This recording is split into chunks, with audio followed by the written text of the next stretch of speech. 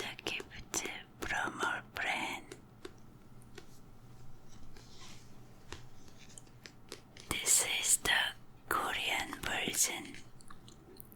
사랑하는 가족에게 읽어주고 싶은 이야기.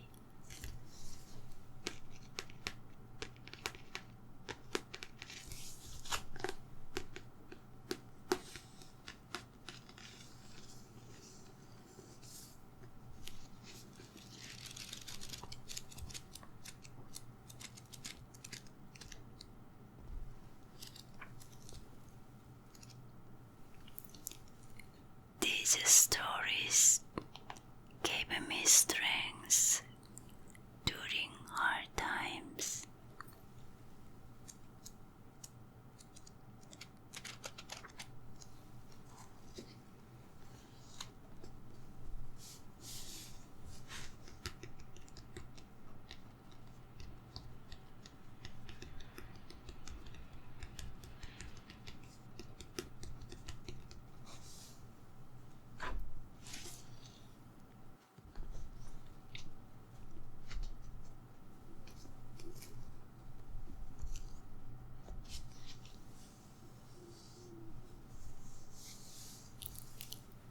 I wanted to share one story using the English version.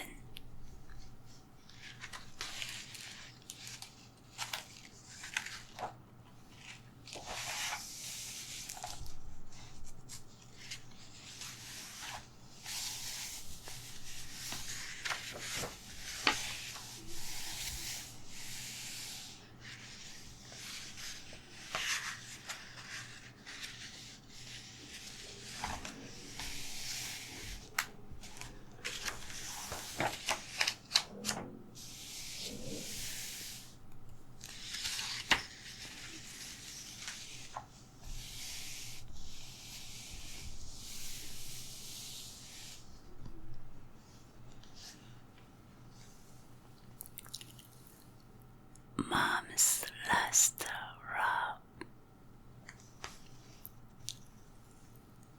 Consumed by my loss, I didn't notice the hardness of the pew where I sat. I was at the funeral of my dearest friend,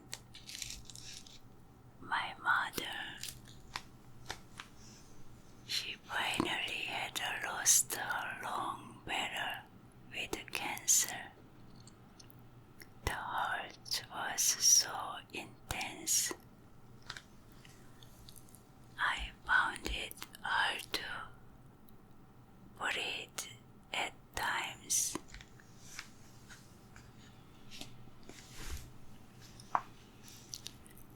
Always sportive, mother clapped loudest at my school plays.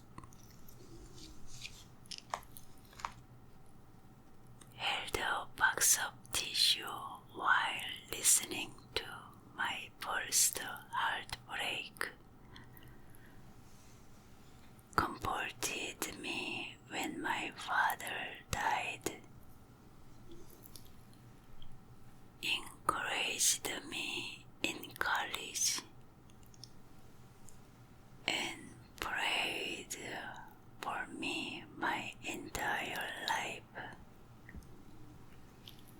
When mother's illness was diagnosed, my sister had a new baby, and my brother had recently married his childhood sweetheart. So it fell to me, the 27-year-old middle child without entanglements, to take care of her. I counted it as an honor. One now, Lord,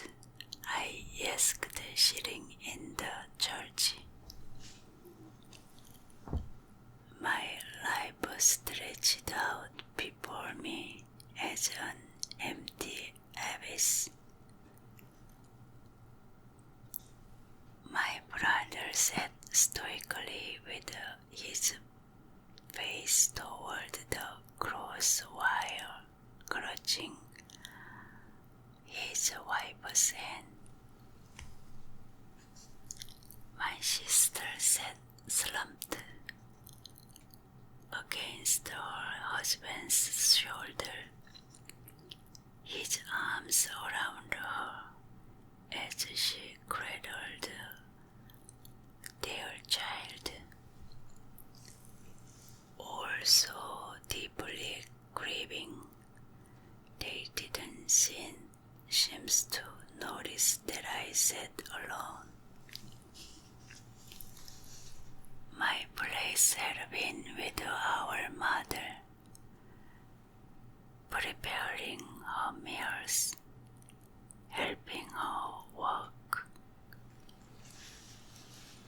taking her to the doctor, seeing to her medication,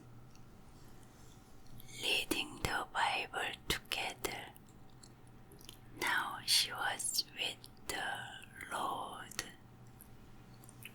My work was finished, and I was alone.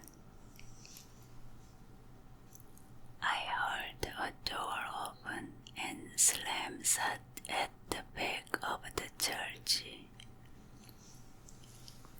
Quick footsteps hurried along the carpeted floor.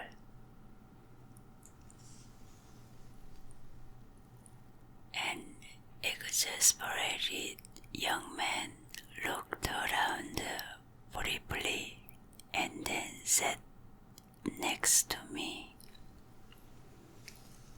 He folded his hands and placed them on his lap. His eyes were brimming with tears and began to sniffle. I am sorry I'm late, he explained, though no explanation was necessary.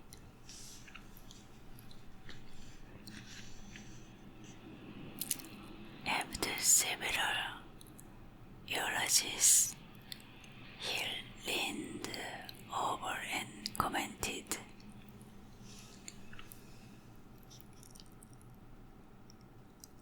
"Why do they keep calling Mary by the name of Margaret?"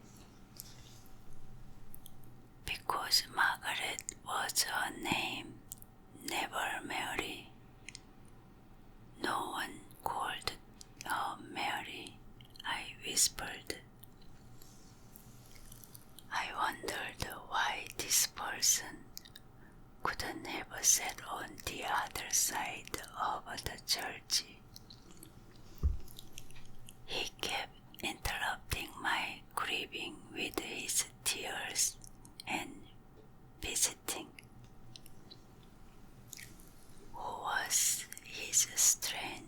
Who was this stranger anyway?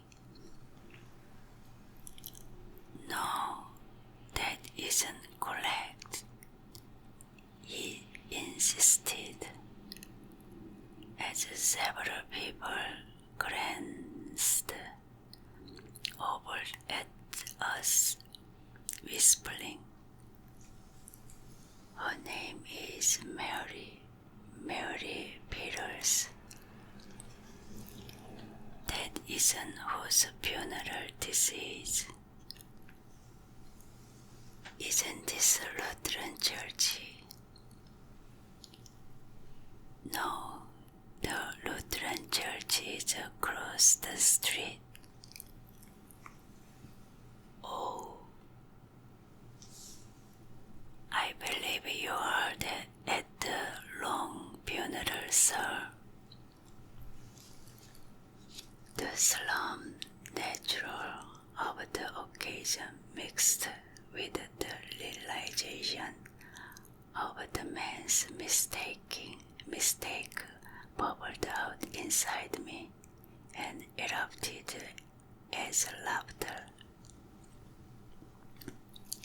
I cupped my hands over my face, hoping the noise would be interpreted as sobs. The creaking pew gave me away. Sharp looks from other mourners only made me situation seem small.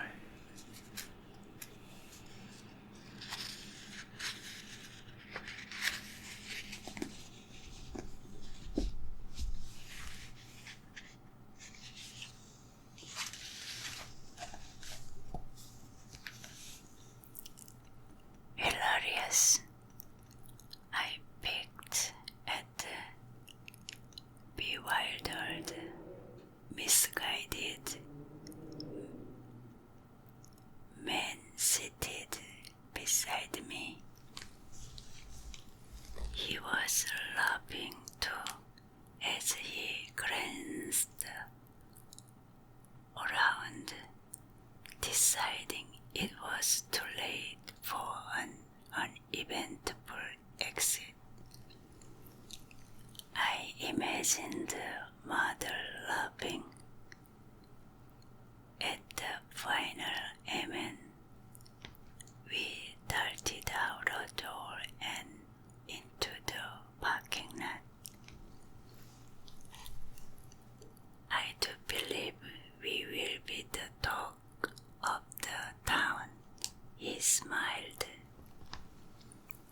He said his name was Rick, and since he had missed his aunt's funeral, he asked me to join him for a cup of coffee. That afternoon began a lifelong journey for me with this man, who attended the long funeral but was in the right place. A year after our meeting, we were married at a country church where he was the assistant pastor. This time we both arrived at the same church, right on time.